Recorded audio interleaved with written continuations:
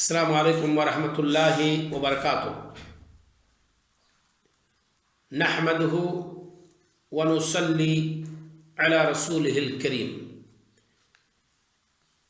محترم مشاہدین و مشاہدات،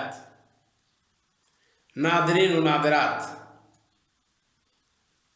اللہ رب العالمین ہمیں اور آپ کو توفیق دے کہ ہم اس دنیا میں رہتے ہوئے بہت سارے ایسے کام کر لیں جو ہمارے لیے اور آپ کے لیے گناہوں کی بخشش کا سامان کریں۔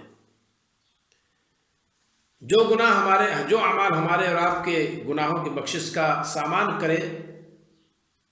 جو اعمال ہمارے اور آپ کے گناہوں کی بخشش کا سامان کریں، ہماری اور آپ کی کوشش ہونی چاہیے کہ نہایت جد و جہد کے ساتھ ہم کریں، بجا لائیں وہ اعمال جس سے ہمارے گناہوں کی بخشش ہوتی ہے۔ یہاں ایک عمل ہم ذکر کریں گے اور یہ فضائل کا تذکرہ میں کر رہا ہوں، اور اس میں سے یہ چھٹا حلقہ ہے۔ ذرا دیکھیے، اگر کوئی بندہ وضو کرتا ہے، صحیح وضو کرتا ہے، تو یہ ناخن آپ دیکھتے ہیں، اس ناخن کے نیچے بھی اگر گناہ ہے تو وہ بھی جھڑ جائے گا۔ کہاں موجود ہے اس کو ذرا دیکھیے۔ عن عثمان بن عفان رضی اللہ تعالیٰ عنہ قال، عثمان بن عفان رضی اللہ تعالیٰ عنہ سے مروی ہے، کہتے ہیں قال رسول اللہ صلی اللہ علیہ وسلم، اللہ کے رسول صلی اللہ علیہ وسلم نے فرمایا، من توضأ فأحسن الوضوء، من توضأ فأحسن الوضوء، جس نے وضو کی اور بہتر وضو کی، خرجت خطایا من جسدہ، اس کے گناہ اس کے بدن سے نکل جائیں گے، حتی تخرج من تحت اظفارہ، یہاں تک کہ گناہ سب جھڑ جائیں گے اس کے ناخن کے نیچے سے۔ روایت ہے صحیح مسلم کی، حدیث کا نمبر ہے 499۔ اسی طریقے سے ایک حدیث ابو ہریرہ رضی اللہ تعالیٰ عنہ عبد الرحمن بن صخر الدوسی سے مروی ہے، کہتے ہیں ان رسول اللہ صلی اللہ علیہ وسلم قال، کہتے ہیں کہ اللہ کے رسول صلی اللہ علیہ وسلم نے فرمایا، اذا توضأ العبد المسلم، جب مسلم بندہ وضو کرتا، او المومن، یا مومن بندہ، فغسل وجهه،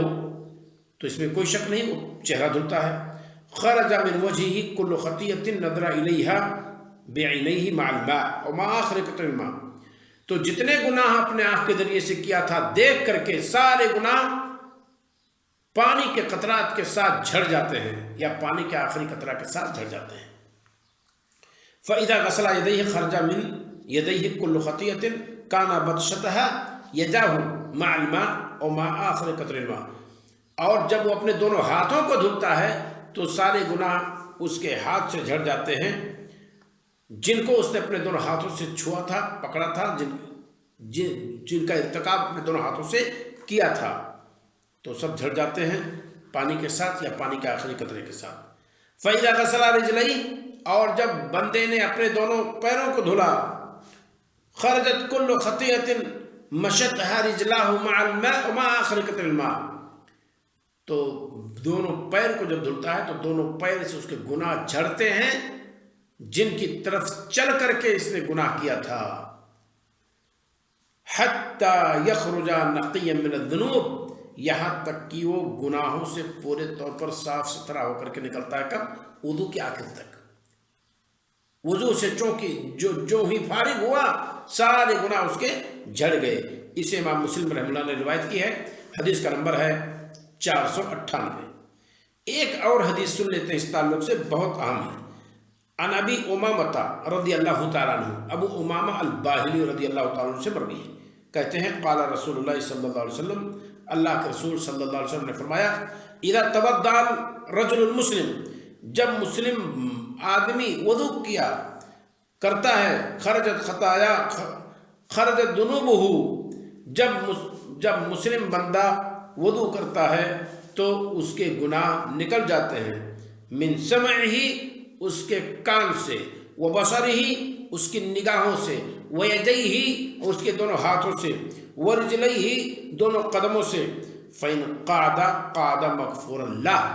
پھر وضو کر کے اگر آ کر مسجد میں بیٹھتا ہے تو گویا کہ وہ بیٹھا ہوا ہے، اس کے سارے گناہ بخش دیے گئے ہیں۔ تو یہ وضو کی فضیلت میں چیز موجود ہے، اور اسے روایت کے امام احمد بن حنبل رحمہ اللہ نے جلد نمبر 5 صفحہ 256 پر،